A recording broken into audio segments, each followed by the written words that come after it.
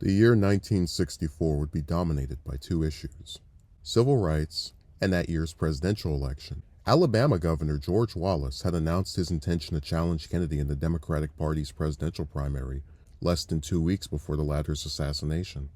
On January 3, 1964, Senator Barry Goldwater of Arizona announced his presidential campaign for the Republican nomination. The two-term senator was born in the Arizona Territory in 1909, the child of Jewish and Protestant pioneers who made the two largest department stores in the area. Goldwater left the family business during the Second World War to begin service in the Air Force as a pilot for cargo planes flying across the Himalayas between India and China. Following the war, Goldwater was a leader in reforming the corrupt city administration in Phoenix and won a Senate seat in 1952. Goldwater, like Johnson, hailed from the Southwest, and the two were friends in the Senate. Following Johnson becoming the Democratic vice presidential nominee in 1960, Goldwater sent Johnson a letter confessing his feeling of despair and of how he found it incredible to try to understand how you were going to try to embrace the socialist platform of your party. You were intended for great things, but I don't think you are going to achieve them now. In his presidential announcement remarks, Goldwater said in part, "I've always stood for government that is limited and balanced and against the ever-increasing concentrations of authority in Washington. I've always stood for individual responsibility and against regimentation. I believe we must now make a choice in this land and not continue drifting endlessly down and down for a time when all of us, our lives, our property, our hopes, and even our prayers will become just cogs in a vast government machine." Johnson delivered the 1964 State of the Union days later, notable for the first instance of him using the phrase, "war on poverty." And this administration today, here and now, declares unconditional war on poverty in America.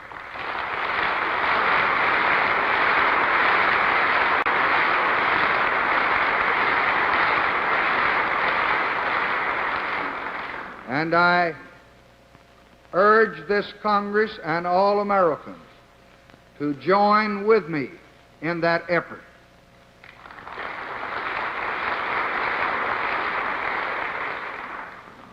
It will not be a short or easy struggle. No single weapon or strategy will suffice. But we shall not rest until that war is won.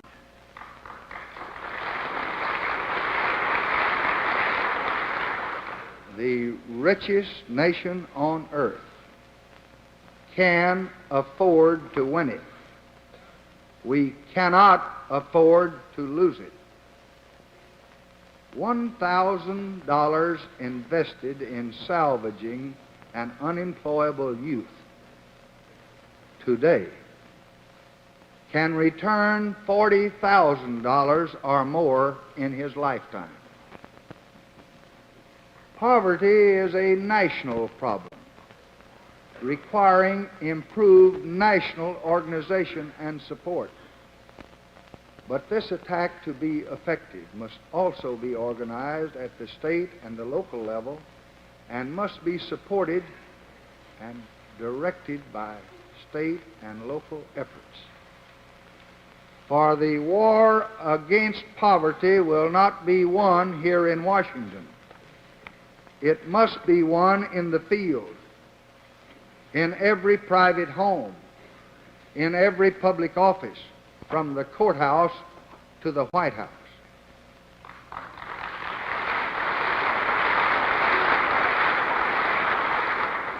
The program I shall propose will emphasize this cooperative approach to help that 1/5 of all American families with incomes too small to even meet their basic needs.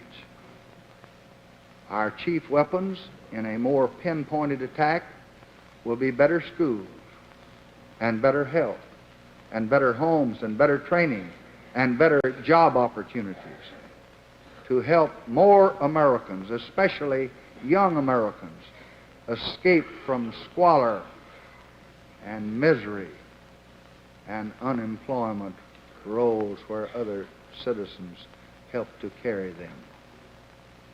Very often, a lack of jobs and money is not the cause of poverty, but the symptom.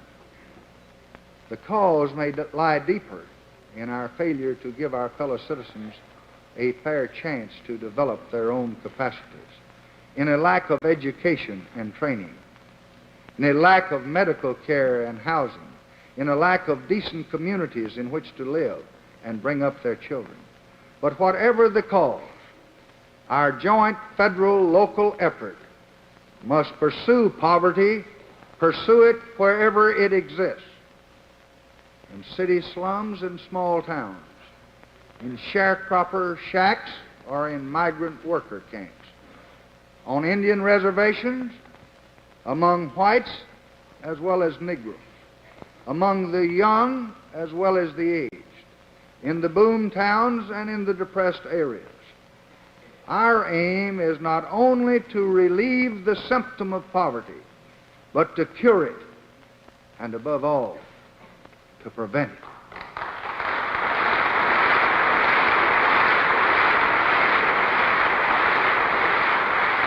At a February 1st press conference, when a reporter asked him if he had a favorite opponent among the ones mentioned prominently to run against, Johnson replied, "No, I don't have any favorite opponent.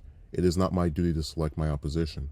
I think that the delegates to the Republican convention will act wisely and select the best man that is available to them. And so far as I am concerned, I hope to keep as free from politics as I can, as long as I can, because I think it is in the interest of the continuity and transition of this administration and the unity of the country to keep free from mudslinging and petty politics and getting into any political battles."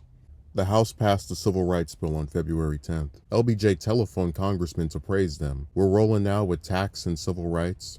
If we can just get this through the Senate, I don't know how we'll ever do it, but we'll try." Johnson also telephoned Clarence Mitchell and Joe Rah, Mitchell remembering that one of the phones in the House wing started ringing, and Johnson telling them that they, referring to the Civil Rights Bill, got it through the House, and now we've got the big job of getting it through the Senate. Johnson telephoned Texas Congressman Jack Pickle, one of just 6 Southerners to vote for the bill, at 2 in the morning, praising Pickle and admitting his own lack of courage to vote for the Civil Rights Bill as a congressman. At a February press conference, Johnson said he expected a filibuster in the Senate. Over the next 5 months, the Senate debated civil rights, and Johnson would restate his belief that the Senate should pass a law like the one in the House. Johnson, having won most of his legislative agenda for the session, was fine with the long filibuster, declaring, "They can filibuster until hell freezes over. I'm not going to put anything on that floor until this is done." During February, Johnson summoned Goodwin and Moyers to get in the White House swimming pool with him. Goodwin remembering they saw the massive presidential flesh, a sun-bleached atoll breaching the placid sea, passing gently side stroke, the deep cleft buttocks moving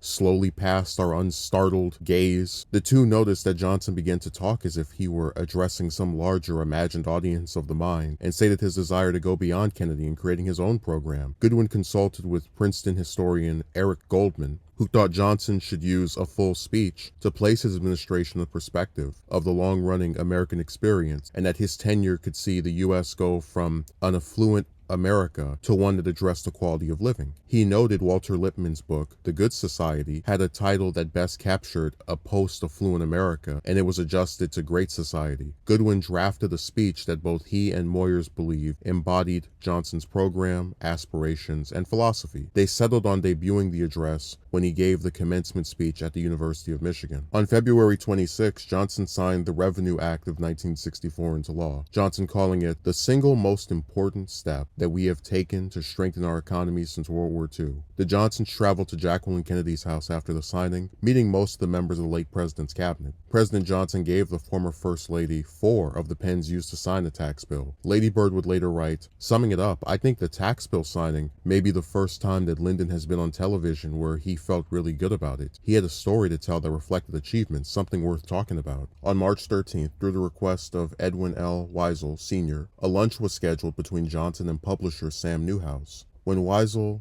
and Newhouse arrived, Valenti took the former aide, Ed, the president is about to depart on Air Force One for inspection of the flood damage in the Ohio Valley. He would be pleased if you and Mr. Newhouse would accompany him and lunch with him on the plane. The two agreed and traveled with Valenti to the South grounds, Johnson emerging from the diplomatic reception room. He hugged Weisel and shook hands with Newhouse, the four getting on Air Force One that afternoon. Through the trip, Johnson kept Newhouse perched next to him, nudging him on occasion to say, "Look down there, Sam. See where the flood ravaged the land?" The group returned at 7 p.m., Valenti noting, by this time, Mr. Newhouse's brief luncheon engagement had spanned the day. He had flown several thousand miles. He had been the recipient of presidential imploring and urging and declarations. He had been literally at the president's elbow all the time. Inside the White House, Johnson asked Newhouse to call his wife and tell her that he was going to spend the night there. Newhouse called her and returned to Johnson, telling the president that he better head home. Valenti notes that Newhouse again demurred to Johnson. Shriver addressed the House Education and Labor Committee on March 17th on behalf of the poverty bill. In his opening remarks, noting a headline that read, "Johnson unveils program to aid the poor." I wonder how many times in American history the poor ever got up to the headlines, just the poor people, he said. In his memoir, LBJ writes that he and his administration did everything they could to keep the poor in the headlines while the bill was in committee, with members of his cabinet mentioning them in their speeches across the U.S., and the first couple traveling to the Middle West and the Appalachian Mountains. He wrote, "I saw the poor that day in Appalachia with my own eyes, and I believe that through my eyes and through the eyes of reporters and photographers who traveled with me, all America saw through them too.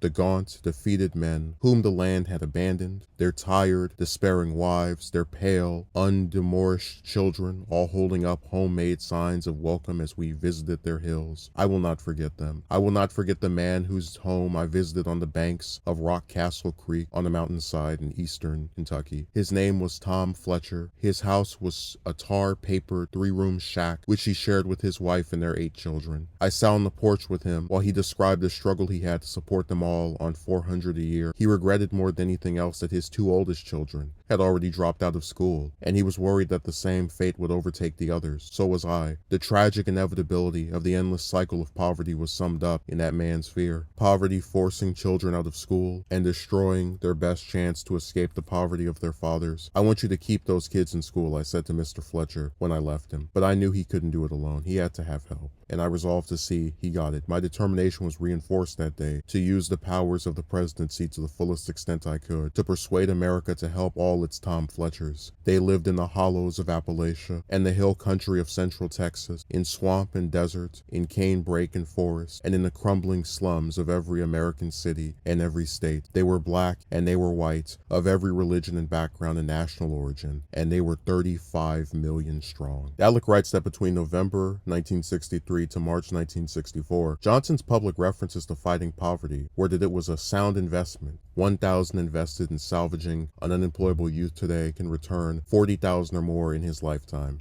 RFK told Johnson to place the federal, state, and local programs aimed at fighting poverty under a cabinet-level committee with one of its members as chairman. LBJ, remembering that FDR had always given new ideas into new hands and new bureaucracies to give them freedom, running room, a chance to be creative. He wanted the program to have an independent base and abhorred the idea of RFK being anti-poverty director, a prestige that the late president's brother could use as a boost to a vice presidential campaign. On March 16th, Johnson sent the Economic Opportunity Act, EOA, to Congress, which proposed the creation of a Job Corps, working training, and work-study programs in order to give impoverished youths the chance to both complete their education and develop skills. It also outlined a community action program. By late March, pollster George Gallup told a White House aide that Johnson was doing a fantastic job. We all thought that the honeymoon would last 30 to 45 days, and then the polling would drop off sharply. But this has not been the case. The president still has a fantastically high national rating, and it looks like that rating is going to continue.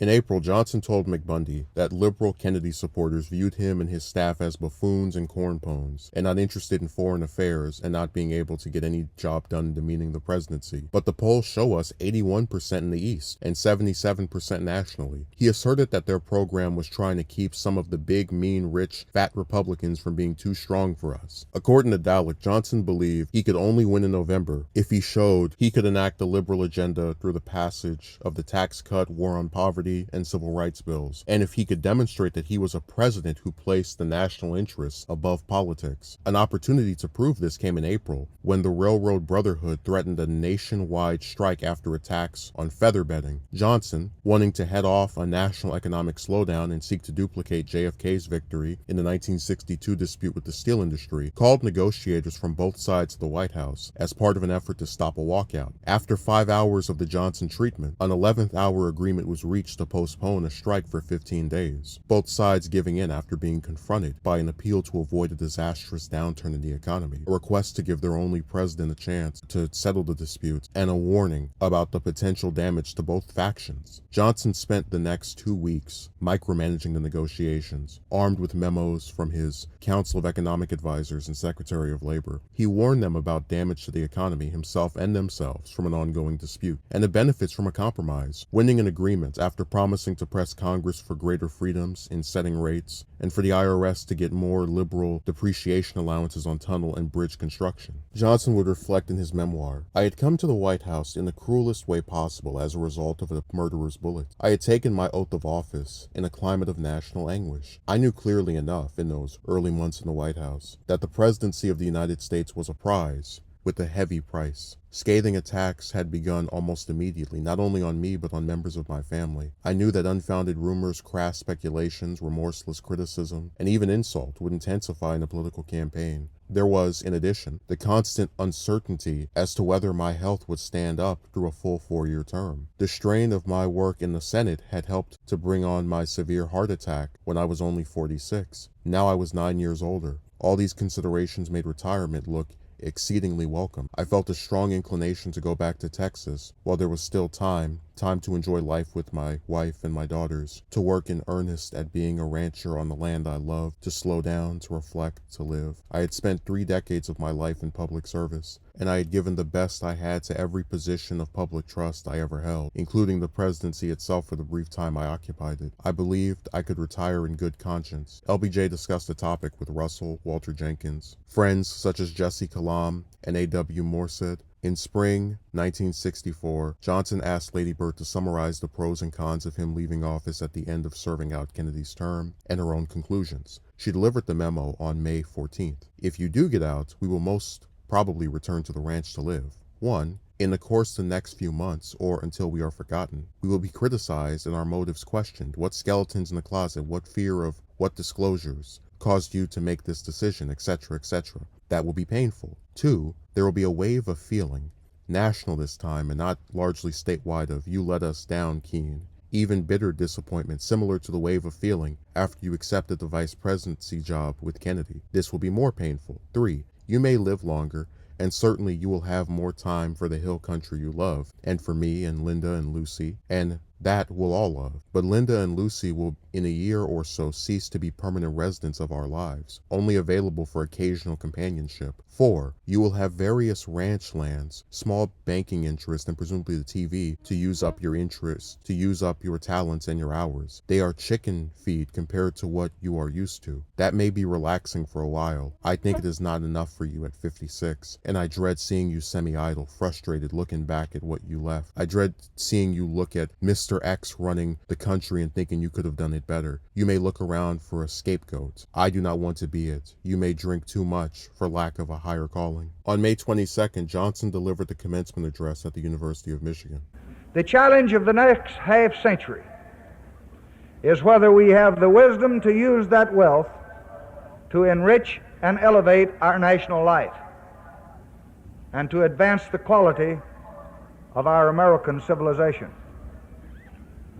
Your imagination and your initiative and your indignation will determine whether we build a society where progress is the servant of our needs, or a society where old values and new visions are buried under unbridled growth. For in your time, we have the opportunity to move not only toward the rich society and the powerful society, but upward to the great society. The great society rests on abundance and liberty for all. It demands an end to poverty and racial injustice, to which we're totally committed in our time.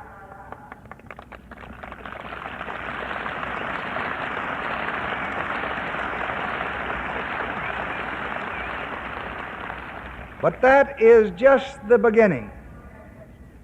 The Great Society is a place where every child can find knowledge to enrich his mind and to enlarge his talents.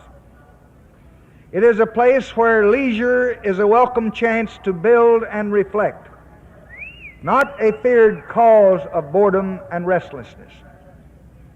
It is a place where the city of man serves not only the needs of the body and the demands of commerce, but the desire for beauty and the hunger for community. It is a place where man can renew contact with nature. It is a place which honors creation for its own sake and for what it adds to the understanding of the race. It is a place where men are more concerned with the quality of their goals than the quantity of their goods. But most of all, the Great Society is not a safe harbor, a resting place, a final objective, a finished work. It is a challenge constantly renewed, beckoning us toward a destiny where the meaning of our lives matches the marvelous products of our labor. The 20-minute speech was given before an audience of more than 80,000 people, the jubilant crowd sensing that they were hearing a landmark address and interrupting him for applause 29 times. Dalek writes that the approval for Johnson was intoxicating, the president being described as manic and absolutely euphoric on the plane ride back to Washington. He joined reporters in the back of the plane and read portions of the speech to them. Dalek furthers, few Americans took Johnson's rhetoric at face value. When the Gallup poll asked whether people thought poverty would ever be done away in the country, only 9% said yes and 83% said no. Moreover, hardly anyone expected Johnson administration or subsequent ones to reach the utopian goals LBJ outlined in his Great Society speech. Johnson himself had little idea of what a great society or a war on poverty meant beyond fulfilling FDR's mission. His objective, Bill Moyer says, was to finish the Roosevelt Revolution. Johnson never really liked the term Great Society, Moyers adds. It didn't come easily to him, but it gave the press a bumper sticker. He didn't like it as much as he liked the New Deal. That's really what he saw himself doing. He kept saying to Moyers, I'm going to be president for 9 years and so many days, almost as long as FDR, second only to FDR, and he saw it as a chance to finish what Roosevelt had begun. Vietnam brewed in the background of the new administration. Spring 1964 saw a Gallup survey demonstrate that 63% of Americans were giving little or no attention to fighting in Southeast Asia,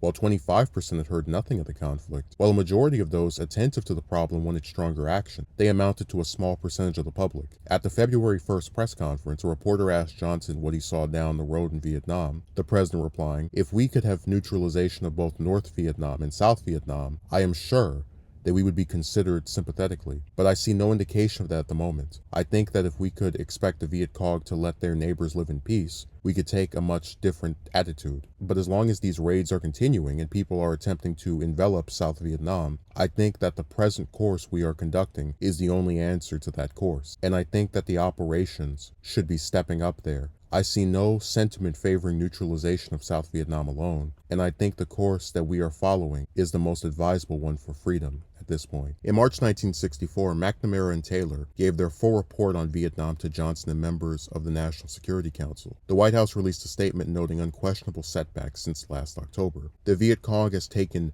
maximum advantage of 2 changes of government and of more long-standing difficulties, including a serious weakness, an overextension which had developed in the basically sound Hamlet program. The supply of arms and cadres from the north has continued. Careful and sophisticated control of Viet Cong operations has been apparent, and evidence that such control is centered in Hanoi is clear and unmistakable. On April 20th, Johnson delivered a foreign policy address to the Associated Press luncheon in New York City. In Korea, we proved the futility of direct aggression. In Vietnam, the communists today try the more insidious but the equally dangerous methods of subversion, terror, and guerrilla warfare. They conduct a campaign organized, directed, supplied, and supported from Hanoi. This too we will prove futile. Armed communist attack on Vietnam is today a reality. The fighting spirit of South Vietnam, as Secretary Russ told us from there yesterday, is a reality. The request of a friend and an ally for our help in this terrible moment is a reality. The statement of the SEATO allies that communist defeat is essential is a reality. To fail to respond to these realities would reflect on our honor as a nation, would undermine worldwide confidence in our courage, would convince every nation in South Asia that we must now bow to communist terms to survive. The situation in Vietnam is difficult, but there is an old American saying that when the going gets tough, the tough get going. So let no one doubt that we are in this battle as long as South Vietnam wants our support and needs our assistance to protect its freedom. I have already ordered measures to step up the fighting capacity of the South Vietnamese forces to help improve the welfare and the morale of their civilian population, to keep our forces at whatever level continued independence and freedom require. No negotiated settlement in Vietnam is possible, as long as the communists hope to achieve victory by force. Once war seems hopeless, then peace may be possible. The door is always open to any settlement which assures the independence of South Vietnam and its freedom to seek help for its protection. In Laos, we continue to support the Geneva Agreements, which offer what we think is the best hope of peace and independence for that strife-torn land. At my instruction yesterday, Assistant Secretary of State William Bundy went to Laos, and he has already arrived there for a first-hand examination of the developments that have come in the last 48 hours. At the moment, we are encouraged by reports of progress towards the reestablishment of orderly, legal government. Johnson was deterred from pushing a resolution due to the 1964 election and pending bills in Congress. Senator Fulbright wanting to avoid a congressional resolution before the election for fear of creating a kind of war fever in the Hill that would give credence to the idea of the administration having mishandled the conflict. On June 12th, Johnson, in a visit with Chancellor of Germany, Ludwig Erhard, announced their mutual opposition to Hanoi's aggression against Saigon and their support for the South Vietnamese against the Viet Cong. At his June 23rd press conference, Johnson said, "I have said before that there is danger in Southeast Asia. It is a danger brought on by the terrorism and aggression so clearly, if secretively, directed from Hanoi. The United States intends no rashness and seeks no wider war, but the United States is determined to use its strength to help those who are defending themselves against terror and aggression. We are a people of peace, but not of weakness or timidity. I should like to repeat again that our purpose is peace. Our people in South Vietnam are helping to protect people against terror. They are also helping, and they will help more, in increasing agricultural production, in expanding medical help, and building a sense of hope." A few days earlier, on June 4th, Lady Bird went to the East Room for the return of the silver coffee urn that had belonged to President John Adams, the first American president to live in the White House. The donor, Mark Bortman, had known LBJ since his vice presidency. With 13 members of the Adams family present, Bortman declared, "John Adams and Lyndon Johnson came from homes that created in them a great strength of character and a strong desire for higher education. Both men had the advantage of genteel but hard economic stringency. Under difficult conditions in acquiring educations, they both had that character which enabled them to become good school teachers. John Adams devoted all of his life in the service to his country, as Lyndon Johnson now is doing." On June 10th, following 75 days of debate, the Senate took a cloture vote. Johnson had called Humphrey the night before to inquire if they had the 67 votes, or 2/3 needed to end the debate. While Johnson mostly left the vote counting and lobbying to Humphrey, LBJ promised Arizona Senator Carl Hayden a Central Arizona water project. Dirksen, with both his magnificent sense of drama and love of the center stage and the sound of his own voice, had the last word before the vote. "Stronger than all the armies is an idea whose time has come. The time has come for equality in education and in employment. It will not be stayed or denied. It is here." On June 19th, the Senate passed the Civil Rights Bill in a vote of 73 to 27. Most of the opposition votes came from Southern Democrats, but Goldwater, Burke Hickenlooper, Norris Cotton, Millward Simpson, and John Tower were among the opposition as well. Representatives Emanuel Seller and William M. McCulloch, the chairman and ranking member of the House Judiciary Committee, confirmed they would accept the Senate version of the bill, assuring its passage in the House. In response to the passage, LBJ said in part, "No single act of Congress can, by itself, eliminate discrimination and prejudice, hatred, and injustice. But this bill goes further to invest the rights of man with the protection of law than any legislation in this century. First, it will provide a carefully designed code to test and enforce the right of every American to go to school, to get a job, to vote, and to pursue his life unhampered by the barriers of racial discrimination. Second, it will, in itself, help educate all Americans to their responsibility to give equal treatment to their fellow citizens. Third, it will enlist one of the most powerful moral forces of American society on the side of civil rights, the moral obligation to respect and obey the law of the land. Fourth, and perhaps most important, this bill is a renewal and a reinforcement, a symbol and a strengthening of that abiding commitment to human dignity and the equality of man, which has been the guiding purpose of the American nation for almost 200 years. Lady Bird met with Hale Boggs and his wife, the congressman telling her that they expected the bill to pass the House on July 4th, barring any unexpected troubles. She would later write, "Now with victory in sight, everybody's mind turns to the problems that victory will bring in its wake. No solutions yet, not for a decade or several decades, but tensions and trouble, and probably bloodshed lie ahead. But it is a path that has to be taken, a step forward long overdue." On July 2nd, 1964, before a nationally televised audience, Johnson signed the Civil Rights Act of 1964 into law. He had asked Lee White if they should have a major signing ceremony or a quiet one, White remarking that the law was the equivalent to signing an Emancipation Proclamation, and should have all possible attention you could focus on it. We believe that all men are entitled to the blessings of liberty, yet millions are being deprived of those blessings, not because of their own failures, but because of the color of their skin. The reasons are deeply embedded in history and tradition and the nature of man. We can understand without rancor or hatred how this all happened,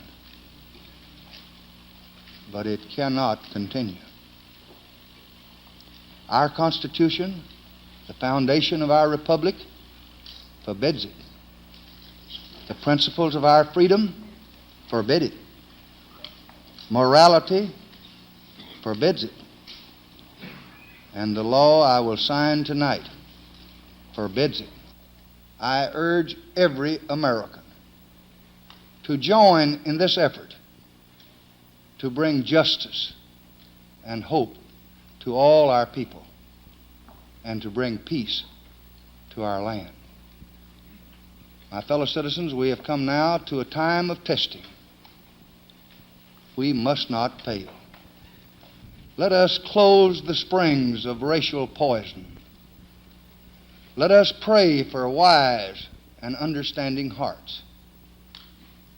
Let us lay aside irrelevant differences and make our nation whole. Johnson would reflect in his memoir, "My thoughts went back to the afternoon a decade before, when there was absolutely nothing I could say to Gene Williams or to any black man or to myself. That had been the day I first realized the truth, that to the extent Negroes were imprisoned, so was I. On this day, July 2nd, 1964, I knew the positive side of that same truth, that to the extent Negroes were free, really free, so was I, and so was my country." That evening, Bill Moyers visited Johnson in his bedroom. The president seemingly deflated as he sat with several newspaper headlines of the Civil Rights Act spread around him. Moyers asked why he was glum, and Johnson replied, "Because, Bill, I think we just delivered the South to the Republican Party for a long time to come." Dalek writes, Johnson remained concerned that the South might resist the law. He feared it would lead to violence, bloodshed, public anarchy, economic dislocation, and defeat for his administration and the Democratic Party in the 1964 campaign.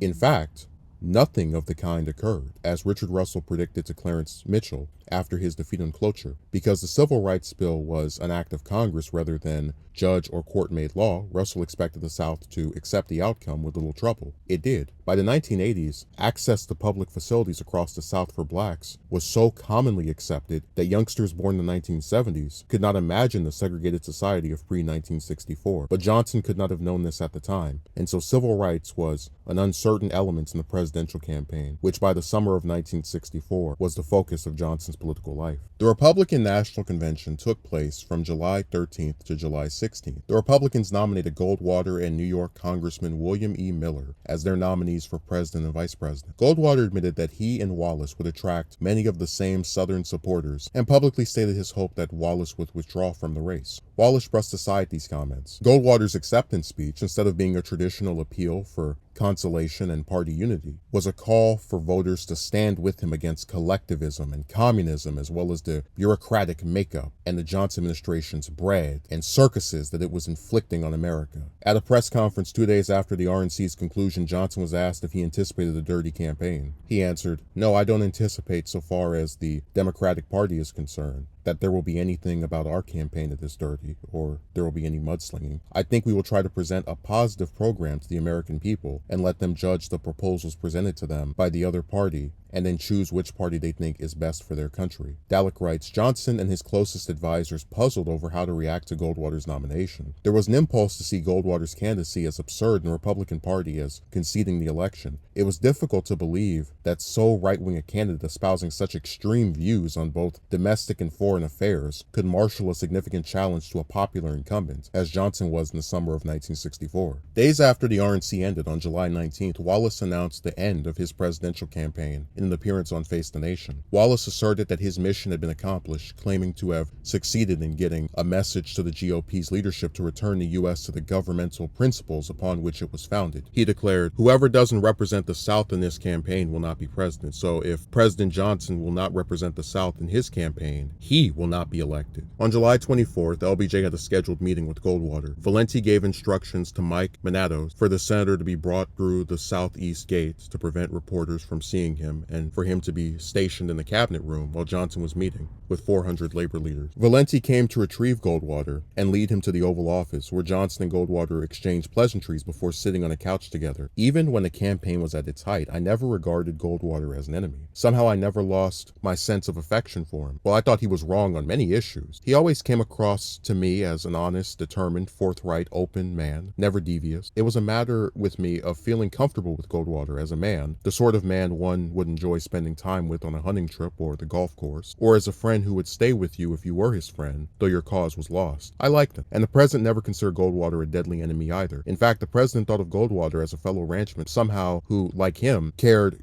greatly about the land and its resources. Of course, the president determined to win as hugely as he could, and in a political fight, particularly for the presidency, you go for the jugular. Senator Goldwater happened to be the Republican candidate for president, but that is as far as it went. A late July Gallup poll showed that 58% of Americans supported a UN army dealing with the problems of Southeast Asia. 52% believed the U.S. was handling Vietnam about as well as could be expected, while 38% believed the matter was handled badly. A Lou Harris poll showed that Johnson, while leading Goldwater 64 to 36% in the presidential race, saw a 5-point drop in support, 59 to 41%, when voters were asked about who they believe would be more effective at handling the conflict in Southeast Asia. An operation took place between July 30th and 31st against the North Vietnamese islands in the Gulf of Tonkin. The American destroyer USS Maddox beginning a patrol in the same area the following day. 3 North Vietnamese torpedo boats attacked the Maddox, and it responded by hitting back, sinking one of the boats and damaging the other. Bill Bundy recalled beginning a 10-day vacation on August 1st with the understanding that LBJ would not make any major decision, such as the consideration of expanding the war, until after the election. Johnson, though determined to show Hanoi that the U.S. could not be intimidated, responded by playing down the incident and preventing it from escalating during the presidential campaign. The president met with State Department and military advisors on August 2nd, where he is described as sounding bewildered about the incident and changed the subject to the postal pay bill. North Vietnam said nothing about the incident over the next 2 days, convincing Johnson they also wanted to downplay it from turning into something more, and figured Hanoi had falsely connected the 3-4A operation and Maddox patrol, and were compelled to attack the destroyer after incorrectly suspecting the Maddox as part of the attack force against the Tonkin Gulf Islands. Johnson, Rusk, McNamara, and Wheeler met and concluded that no further immediate action was required. McNamara, Bundy, and Ball suggesting leaking information to counter Hanoi's belief that the Maddox was part of the 34A attack. Dalek writes, Johnson and his advisors read Hanoi wrong. They could not believe that the North Vietnamese would be so foolish as to challenge U.S. military power head-on. Everyone from Johnson on down saw the destroyers in the Gulf as an intimidating force that would discourage Hanoi from further aggression, or at least put them on notice that they would have to deal directly with American power if their campaign of subversion continued against the South. The North Vietnamese viewed the American ships not as a deterrent, but rather as a target or an opportunity to tell Washington that it would not be inhibited by U.S. power in pursuit of its vital national interest, the unification of all Vietnam under its control.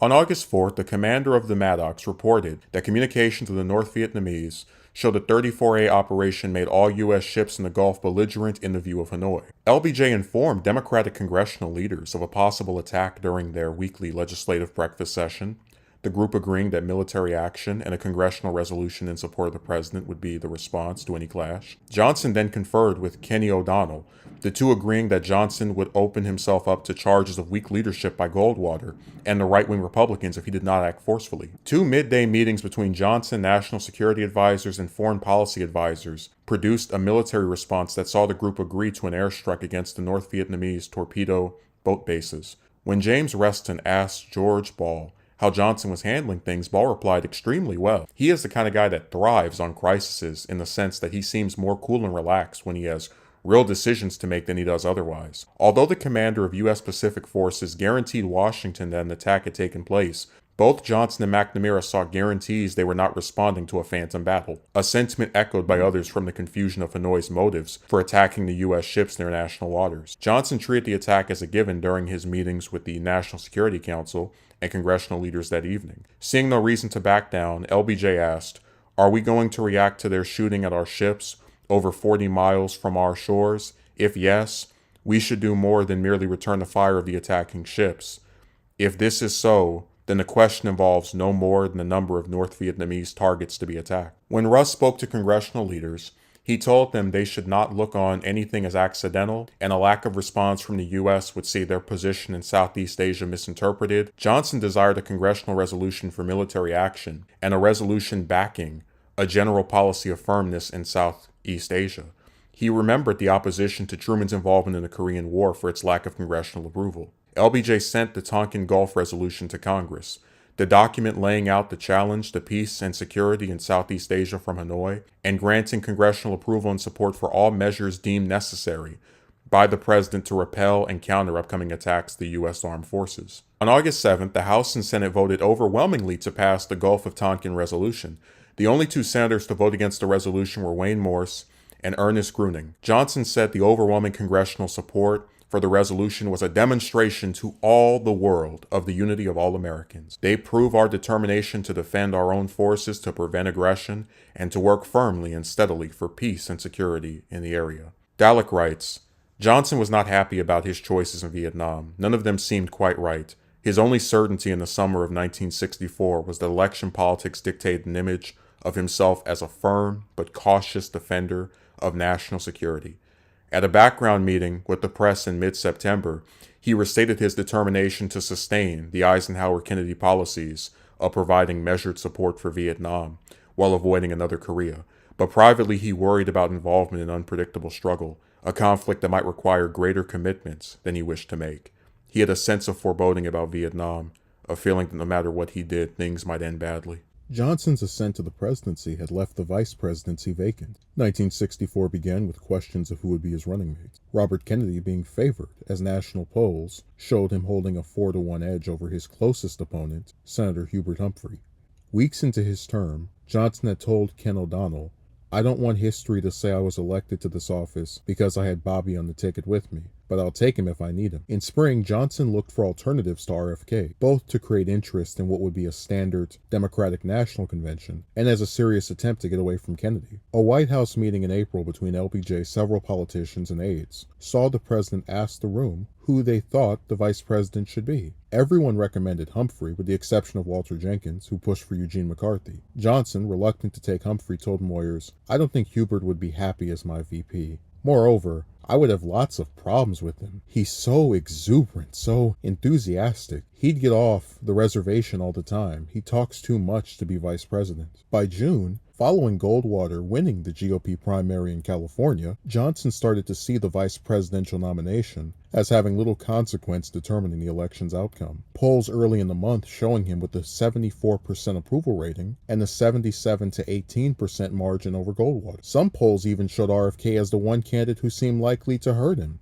as the South and businessmen were less approving of him than the nation at large. At an August 15th news conference, President Johnson was asked if he would be bound or guided Should the consensus of the state Democratic leaders, convention delegates, labor leaders, Negro leaders point toward one man as his running mate? Johnson replied, I would only say now that I am carefully and conscientiously and earnestly considering the availability of various individuals, and at the appropriate time when I have reached a conclusion I think is a good one, and a sound one, and one worthy of the presidency, I will make my recommendations. On August 8th, the House passed the poverty bill 226 to 185, a larger margin than Johnson expected. Minutes after the final vote, Democratic floor leader Carl Albert and Democratic whip Hal Boggs telephoned him. Albert said he could not understand how they made it through, and Johnson stated he was proud of them and the entire Congress. On August 20th, Johnson signed the Economic Opportunity Act into law, calling the law an attempt to offer opportunity,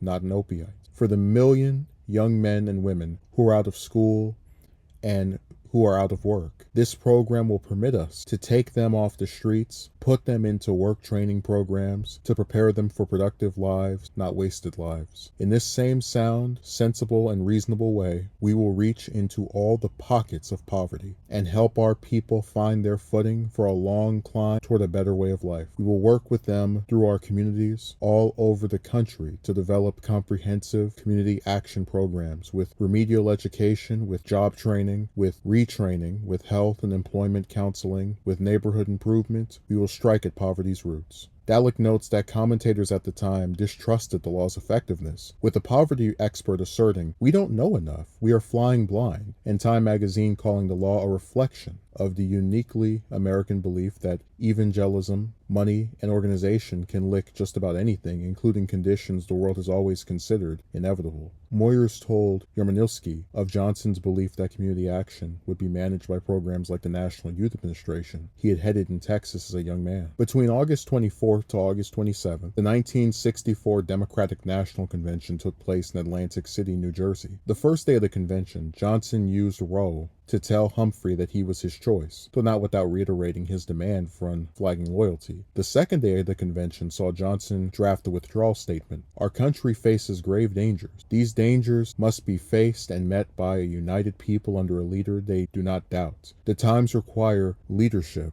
and a voice that men of all parties, sections, and color can follow. I have learned after trying very hard that I am not that voice or that leader. Johnson showed George Reedy his statement as the two walked together around the south lawn of the White House, and it sent Reedy into a nervous funk that had him fearing the president would send the convention into chaos and that there wasn't any good reason for him to quit. On the last day of the convention, Johnson was officially nominated and delivered his acceptance speech.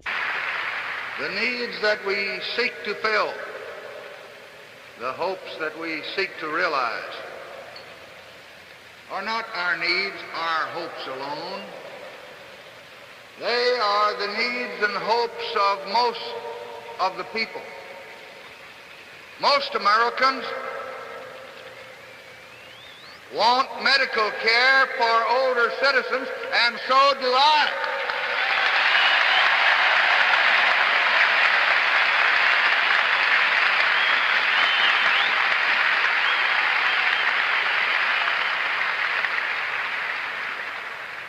Most Americans want fair and stable prices and decent income for our farmers, and so do I.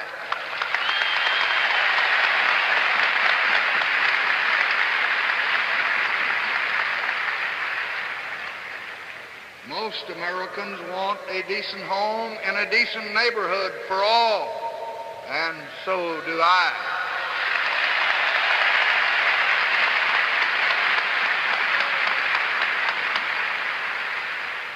Most Americans want an education for every child to the limit of his ability, and so do I.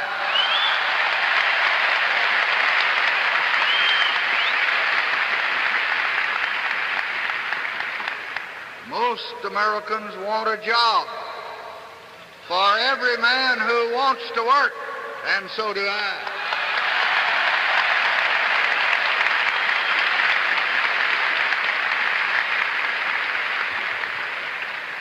Most Americans want victory in our war against poverty, and so do I.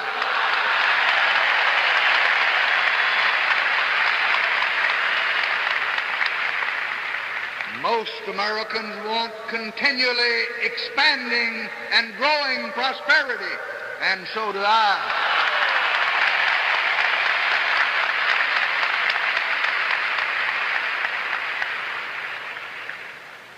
These are your goals.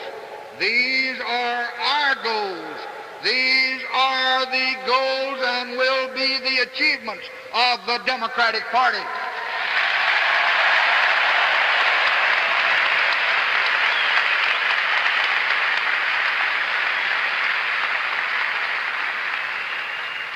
These are the goals of this great, rich nation. These are the goals toward which I will lead if the American people choose to follow. As August neared its end, RFK announced his candidacy for the U.S. Senate seat representing New York. He resigned from the cabinet in early September. As Johnson recalls in his memoir, he asked me to help him. I willingly did to the best of my ability. I campaigned for him in New York City and throughout the state, first and foremost because I wanted him to win. I thought he would make a good senator. But there was another important reason, the loyalty I felt to the memory of his brother. I had to disappoint a friend, Adlai Stevenson, who at that point decided to seek the New York senatorial nomination himself. He abandoned the idea when I told him that I felt I must support Bobby. Stevenson was hurt, and my inability to encourage him constituted one of my deepest regrets about the New York campaign. On September 7th, the Johnson campaign broadcast the Daisy ad. 3, 4, 5, 7, 6, 8, 9, 10, 9, 8, 7, 6, 5, 4, 3, 2, 1. These are the stakes to make a world in which all of God's children can live, or to go into the dark. We must either love each other or we must die. Vote for President Johnson on November 3rd. The stakes are too high for you to stay home. It was meant to play just one time, the White House having a number of other ads it wanted to play, and not anticipating repetition as a good idea. The ad's reception convinced Moyers and Valenti to stick to their plan. Moyers remembering the White House switchboard lighting up with calls protesting the ad, and Johnson being bewildered before putting on an act. Moyers arrived to see Johnson complaining about the ad to the people with him, and Moyers countered that it was a good idea to remind people that they wanted an experienced hand on the button, emphasizing they would not run it again. The concern raised by the Daisy ad did not stop Johnson from using other negative Goldwater spots. Just a few days later, the Democrats ran another showing a little girl licking an ice cream cone before a woman's voice relates the danger from nuclear explosions in the atmosphere to children and adults. She furthers that a nuclear test ban treaty had begun to make the radioactive poisons vanish. But now there is a man who doesn't like this treaty. He's voted against it. He wants to go on testing more bombs. His name is Barry Goldwater, and if he is elected, they might start testing all over again. On September 16th, Johnson embarked to Vancouver, Canada to meet with Prime Minister Lester B. Pearson. It was the only foreign trip he took during his first year in office. Pearson had previously visited the White House in January, where Johnson had remarked that the U.S. and Canada had the very unusual pleasure of enjoying the longest unguarded border that exists between two countries any place in the world. On that border we have no soldiers, we have no weapons, we have only long and enduring friends. Throughout the campaign, Goldwater called for Johnson to debate him, and the latter declined. The New York Times wrote that LBJ, leading overwhelmingly in the polls, did not believe he was under any pressure to have to speak to Goldwater, and that if he was up against a Republican candidate with practical and real solutions to the U.S.'s issues, Johnson would feel a sharp and healthy pressure to commit himself more explicitly on future programs and policies. And in a series of debates akin to those in the previous presidential election between Kennedy and Nixon, would force the president to have to move beyond unity sermons and grand but imprecise surveys of a somewhat distant future. The NYT concluded, In any debate, the president might well start off with a handicap since he is bound by his responsibilities and by his awareness of the complexities, while Senator Goldwater, uninhabited by executive experience or careful thought, can toss off dazzling panaceas and deceptively simple solutions. But the nature of debate is such that Mr. Goldwater could probably be forced to come to grips with the real dilemmas of policymaking. His more fair-minded supporters deserve the opportunity to see their man in action under circumstances which would compel him to be relevant and responsive to the serious issues. It would be enlightening for them and for everyone else. At an October 3rd press conference, reporters asked Johnson about the failure to get a Medicare bill or increase Social Security benefits. Johnson replied, "I think Senator Gore very properly presented the situation where he said that it is now a matter that the people of this country can pass judgment on. I hope that we get a mandate in November.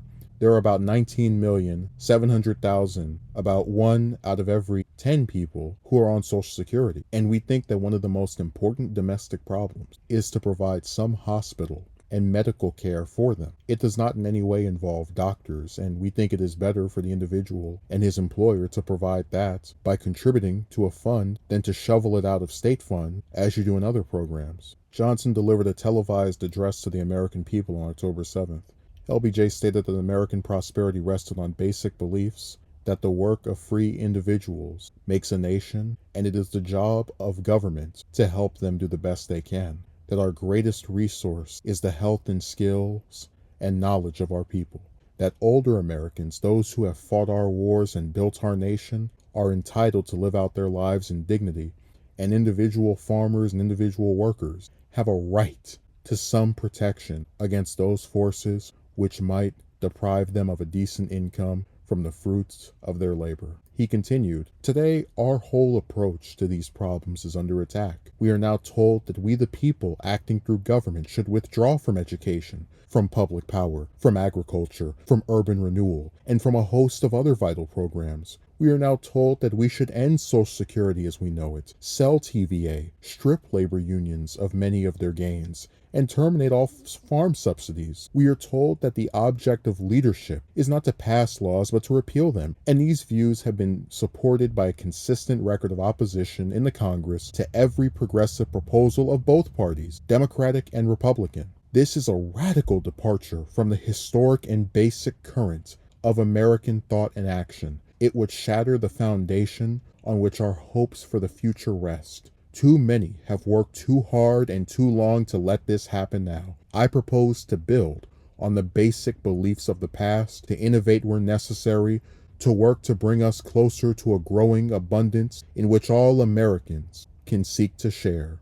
The choice is yours." The same day, Walter Jenkins was arrested at the YMCA's men's room on a charge of indecent exposure. Jenkins went to Abe Fortas and Clark Clifford for help on persuading the Washington Post editors from printing the story before they had more evidence as to not devastate Jenkins and his family. Johnson, viewing Republicans as responsible for Jenkins' arrest, told Doris Kearns, "I couldn't have been more shocked about Walter Jenkins if I'd heard that Lady Bird had killed the Pope. It just wasn't possible." And then I started piecing things together. The Republicans believed that the question of morality was their trump card. This was their only chance of winning. Well, the night of October 7th, the night of the arrest, I had been invited to a party given by Newsweek. I couldn't go, so I asked Walter to go in my place. Now, the waiters at the party were from the Republican National Convention, and I know Walter had one drink and started on another and doesn't remember anything after that, so that must be the explanation. Dalek disbelieves this theory, pointing to Jenkins having previously cracked under the pressure of work in 1959, and that descriptions by Reedy and Valenti of Johnson's reaction to the news a week later suggest he was already aware of the incident. Goldwater refused to directly say anything about the Jenkins incident. Dalek writes, "What the non-reaction to the Jenkins case should have told Johnson was that negative information did not necessarily serve either Goldwater or himself very well in the campaign. Unquestionably, Goldwater's defects worked strongly against him, but his affinity for overstatement and conservative positions had fastened themselves clearly on voters before he entered the fall campaign. Consequently, Johnson could have decisively beaten Goldwater without the emphasis the Democrats placed on his failings in the months leading up to November 3rd. On October 24th, Johnson delivered remarks in Memphis that said in part, 11 months ago on a tragic day, a moment that I will never forget, without notice or warning, my constitutional responsibilities required me to assume the awesome responsibility of being your leader, and to try to effect a transition between a dear, beloved leader who had fallen, and to demonstrate to the world that was watching that it was our system that would function, that we were a nation of laws, and not just a nation of men. So that night when I walked into the White House, as Governor Clement said to you, I said to the American people, with God's help, with your prayers, I will do the best I can. Under our democratic system, in less than 1 year from that day, you must decide whether I should step aside and whether I should move over and whether you should have another leader. That is your right, and that is your privilege, and that is your duty to decide. All I can say to you is this: whatever your decision is, I want it to be based on no emotion, no flattery, no religion, no race, no region of the country. I want it to be based on qualifications and experience and merit.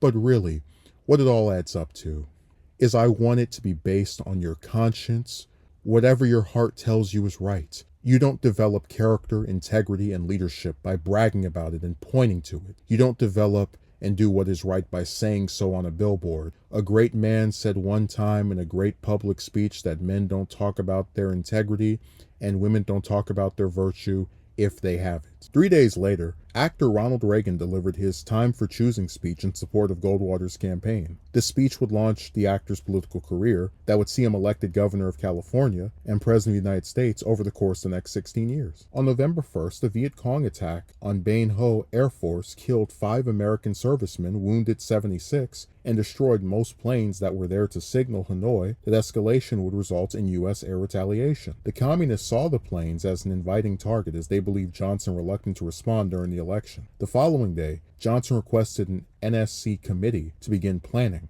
the group concluding that the U.S. should probably engage in overt military pressures against North Vietnam. Historian William C. Gibbons would later say the meetings were action-oriented with little to no discussion on leaving Vietnam. In the 1964 presidential election, Johnson defeated Goldwater, winning 44 states to Goldwater's 6 victories in Arizona and 5 southern states. LBJ won 486 electoral votes to Goldwater's 52, the second largest margin of a popular vote up to that time, only behind FDR's 523 electoral votes against Alf Landon in 1936. Johnson's 43 million votes to Goldwater's 27 million was the largest vote, greatest margin, and biggest percentage, 61%, received to a president up to that time in U.S. history. Dalek notes that the Johnson-Goldwater race drew a smaller number of voters than the Kennedy-Nixon race 4 years earlier. After the election, Johnson delivered remarks in which he stated his victory was a tribute to the program begun by the late President Kennedy. It is visible evidence of the work of a devoted and unselfish cabinet, men like Dean Rusk, Bob McNamara, and Douglas Dillon, and all of the other members of the cabinet and the independent agencies whose service has not been partisan, but has always been in the national interest. It is a tribute to the men and women of all parties in the Congress and the nation. It reaffirms the achievements and the policies which have emerged over generations from common American principles. It is a mandate for unity, for a government that serves no special interest, no business government, no labor government, no farm government, no one faction, no one group, but a government that is the servant of all the people. It will be a government that provides equal opportunity for all and special privilege for none. It is a command to build on those principles and to move forward toward peace and a better life for all of our people. So from this night forward, this is to be our work. And in these pursuits, I promise the best that is in me for as long as I am permitted to serve. I ask all those who supported me and all those that opposed me to forget our differences, because there are many more things in America that unite us than divide us. And these are times when our nation should forget our petty differences and stand united before all the world. Dalek writes, most important to LBJ, he now believed that he had an endorsement for his great society, the war on poverty, and a tough but not reckless hold-the-line policy against any communist advance, particularly in Vietnam. He saw the victory as his. He had carried it off without a Kennedy on the ticket. Now he was free to launch a Johnson administration that was much less in the shadow of JFK. As many supporters recognized, though, the decisive result was more the product of the anti-Goldwater than pro-Johnson or pro-administration sentiments. If there was a mandate in 1964, it was for avoiding extremism of any kind at home and abroad. By failing to make explicit where he intended to take the country in the next 4 years, Johnson won less than a solid consensus for bold change in either domestic or foreign affairs. But he refused to see it that way. For the moment, he assumed he had national backing for major reforms equal to anything in our history.